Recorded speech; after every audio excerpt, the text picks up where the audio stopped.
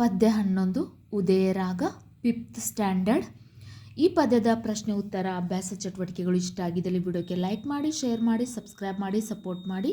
ಪದಗಳ ಅರ್ಥ: ಅಂಗ ದೇಹದ ಭಾಗ, ಕಂಗು ಅಡಕೆ, ಕೂಡಲಕೋಣೆ ಪಡಶಾಲೆ ಮೊಗಸಾಲೆ, ಚಿನ್ನದ ಬಂಗಾರದ, ಬಾನು ಆಕಾಶ, ಮೂಡಣ ಪೂರ್ವ ದಿಕ್ಕು, ರಂಗಸ್ಥಳ ನಾಟಕ ಪ್ರದರ್ಶನ ಸ್ಥಳ, ಶೃಂಗಾರ ನವರಸಗಳಲ್ಲಿ ಒಂದು, ಎಳೆಯುವ ಚಿಕ್ಕವ, ಕಿರೀಟ ಮುಕುಟ, ಕೊಳೆ ಹೊಲಸು, ನೆತ್ತರ ರಕ್ತ, ಮಾಡಿನ ಅಂದರೆ ಚಾವಣಿಯ, ಮೆತ್ತು ಹೆಚ್ಚು, ರಂಗು ಬಣ್ಣ, ಸಾರು ಹೇಳು.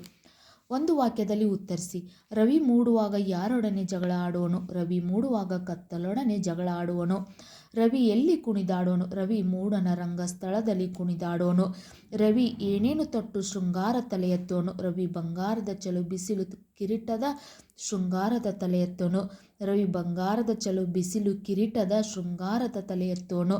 ರವಿ ಯಾವುದಕ್ಕೆ ರಂಗನು ಮೆತ್ತುವನು? ತೆಂಗಿನ, ಕಂಗಿನ, ತಾಳೆಯ, ಬಾಳೆಯ ಅಂಗಕ್ಕೆ ರಂಗನು ಮೆತ್ತುವನು. ಚಿನ್ನದ ಗೆರೆಯನ್ನು ಎಳೆಯುವ ರವಿ ಹೇಗಿರುತ್ತಾನೆ? ಚಿನ್ನದ ಗೆರೆಯನ್ನು ಎಳೆಯುವ ರವಿ ರಾಜನಂತೆ ಹೊಳೆಯುತ್ತಾನೆ. ರವಿ ಬಾಣಳು ಸಣ್ಣಗೆ ಕಾಣುವುದು ಯಾವಾಗ? ರವಿ ಏರುವಾಗ ಬಾಣಳೆ ಸಣ್ಣಗೆ ಕಾಣುವನು.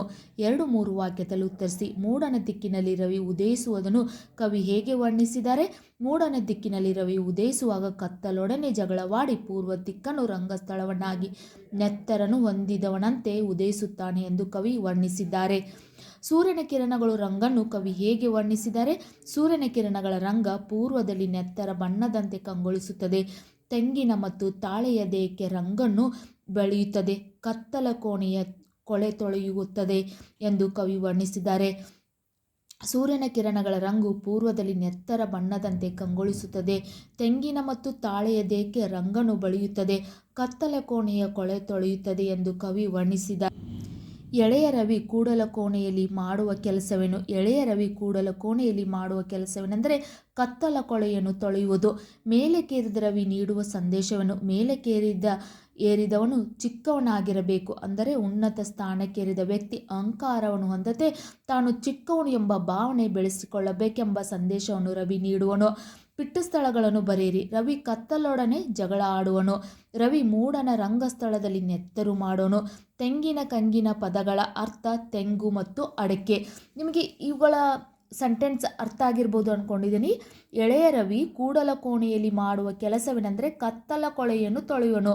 ಕೂಡಲಕೋಣೆ ಅಂದರೆ ಮನೆಯ ಒಳಾಂಗಣ, ಪಡಸಾಲೆ. ಈ ಕತ್ತಲ ಅಂದರೆ ರವಿ ಬೆಳಕಿನ ಜಾವ ಸೂರ್ಯ ಬಂದ ತಕ್ಷಣ ಮನೆಯಲ್ಲಿರುವ ಕತ್ತಲೆಲ್ಲ ಹೊರಗೋಗಿ ಬೆಳಕು ಬರುತ್ತದೆ ಎಂಬುದು ಇದರ ಅರ್ಥ. ಮೇಲಕ್ಕೇರಿದ ರವಿ ನೀಡುವ ಸಂದೇಶವೇನೆಂದರೆ ಮೇಲಕ್ಕೇರಿದವನು ಚಿಕ್ಕವನಾಗಿರಬೇಕು. ಅಂದರೆ ಉನ್ನತ ಸ್ಥಾನಕ್ಕೇರಿದ ವ್ಯಕ್ತಿ ಅಹಂಕಾರವನ್ನು ಹೊಂದದೆ, ನಾವು ಎಷ್ಟೇ ದೊಡ್ಡ ಎತ್ತರಕ್ಕೆ ಹೋದ್ಮೇಲೆ ನಾವು ಅಹಂಕಾರವನ್ನು ತೋರಿಸಬಾರ್ದು. ತಾನು ಚಿಕ್ಕವನೆಂಬ ಭಾವನೆ ಬೆಳೆಸಿಕೊಳ್ಳಬೇಕು ಎಂಬುದು ಈ ಸಂದೇಶ. ಏಕೆಂದರೆ ಸೂರ್ಯ ಮೇಲೆ ಎತ್ತರಕ್ಕೆ ನಾವು ಮಧ್ಯಾಹ್ನ 12 ಗಂಟೆಗೆ ನೋಡಬೇಕು, ಫುಲ್ ಎತ್ತರಲ್ಲಿರ್ತಾನೆ, ಆದರೆ ಚಿಕ್ಕವನಾಗಿ ಕಾಣ್ತಿರ್ತಾನೆ.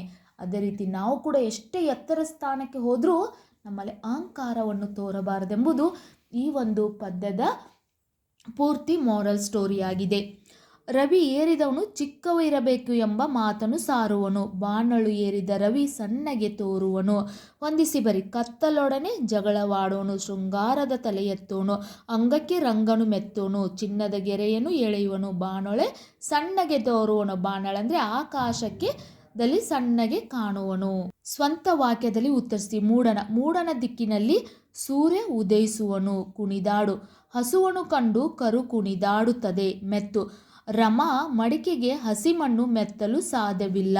ಏಕೆಂದರೆ ಮೆತ್ತುವುದು, ಆದರೆ ಹಸಿ ಮಡಿಕೆಗೆ ಮಣ್ಣು ಮೆತ್ತಲು ಸಾಧ್ಯವಿಲ್ಲ. ಏರು. ನಮ್ಮ ಪ್ರಗತಿ ನಿರಂತರವಾಗಿ ಏರುಗತಿಯಲ್ಲಿ ಸಾಗಬೇಕು. ಸಾರು. ರಾಜರ ಕಾಲದಲ್ಲಿ ವಿಚಾರಗಳನ್ನು ಜನರಿಗೆ ಸಾರುತ್ತಿದ್ದರು.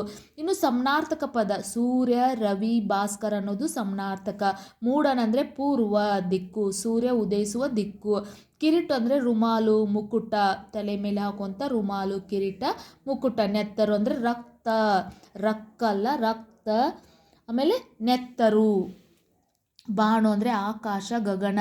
ಸಂಬಂಧಪಡದ ಪದವನ್ನು ಹೊರತೆಗೆದು ಬರೆಯಿರಿ. ನಾನು ಹೊರತೆಗೆದು ಪಟ್ ಹೇಳ್ತಾ ಇದ್ದೀನಿ, ಏಕೆಂದರೆ ನೀವು ಪಟ್ ಬರ್ಕೊಂಡ್ಬಿಡಿ. ಸೂರ್ಯ, ರವಿ, ಚಂದ್ರ, ದಿನಕರ. ಇದರಲ್ಲಿ ಚಂದ್ರ ಅನ್ನೋ ಪದ ಹೊರ ತೆಗ್ದಿದ್ದೇನೆ, ಏಕೆಂದರೆ ಸೂರ್ಯ, ರವಿ, ದಿನಕರ ಇವೆಲ್ಲವೂ ಸೂರ್ಯನಿಗೆ ಸಂಬಂಧಪಟ್ಟ ಪದಗಳಾಗಿದೆ. ಕಿರೀಟ, ಹಾರ, ರುಮಾಲು, ಮುಕುಟ. ಕಿರೀಟ, ರುಮಾಲು, ಮುಕುಟ ಇವೆಲ್ಲವೂ ಒಂದಾದರೆ ಹಾರ, ಕೊರಳಿಯಲ್ಲಿ ಆಗುವಂಥ ಹಾರ ಬೇರೆ. ಬೆಳ್ಳಿ, ಬಂಗಾರ, ಚಿನ್ನ, ಸ್ವರ್ಣ. ಇದರಲ್ಲಿ ಬೆಳ್ಳಿ. ಆಕಾಶ, ಬಾನು, ನಭೆ ಇವೆಲ್ಲ ಸ್ಕಾಯ್ ಆದರೆ ಮೋಡ ಅನ್ನೋದು ಬೇರೆ. ಪದಗಳ ಅರ್ಥ ವ್ಯತ್ಯಾಸ ತಿಳಿಸಿ ಬರೆಯಿರಿ. ಮೂಡನ, ಮೂಡುವ. ಮೂಡನ ಅಂದ್ರೆ ಪೂರ್ವ ದಿಕ್ಕು, ಮೂಡುವ ಅಂದ್ರೆ ಉದಯಿಸುವುದು. ಎಳೆಯುವ ಅಂದ್ರೆ ಸೆಳೆಯುವ. ಎಳೆಯವ ಅಂದ್ರೆ ಚಿಗುರು, ಈಗ ಚಿಕ್ಕವನು. ಬಂಗಾರ ಅಂದರೆ ಚಿನ್ನ, ಶೃಂಗಾರ ಅಂದರೆ ಸುಂದರ. ತೊಳೆ ಅಂದರೆ ಸ್ವಚ್ಛಗೊಳಿಸು, ಹೊಳೆ ಅಂದರೆ ಕಣ್ಣು ಕೊರೆಯಿಸುವ ರೀತಿ ಹೊಳೆಯುವುದು. ಈಗ ಪ್ರಾಸ ಪದಗಳು, ಈ ಪದ್ಯದಲ್ಲಿ ಬಂದಿರುವಂಥ ಪ್ರಾಸ ಪದಗಳು ಬಂಗಾರದ, ಶೃಂಗಾರದ, ತೆಂಗಿನ, ಕಂಗಿನ, ಎತ್ತುವನು, ಮೆತ್ತುವನು ಇವು ಪ್ರಾಸ ಪದಗಳು. ಇನ್ನು ಪದಗಳ ಬಿಡಿಸಿ ಬರೆಯಿರಿ. ಜಗಳಾಡು, ಜಗಳ ಪ್ಲಸ್ ಆಡು. ಕುಣಿದಾಡು, ಕುಣಿ ಪ್ಲಸ್ ಆಡು. ಚಿಕ್ಕವನಿರಬೇಕು, ಚಿಕ್ಕವ ಪ್ಲಸ್ ಇರಬೇಕು, ಚಿಕ್ಕವನಿರಬೇಕು. ಈ ಪಾಠದ ಪ್ರಶ್ನೆ ಉತ್ತರ ಅಭ್ಯಾಸ ಚಟುವಟಿಕೆಗಳು ಇಷ್ಟ ಆಗಿದ್ದಲ್ಲಿ ವಿಡಿಯೋಕ್ಕೆ ಲೈಕ್ ಮಾಡಿ, ಶೇರ್ ಮಾಡಿ, ಸಬ್ಸ್ಕ್ರೈಬ್ ಮಾಡಿ, ಸಪೋರ್ಟ್ ಮಾಡಿ. Thank you.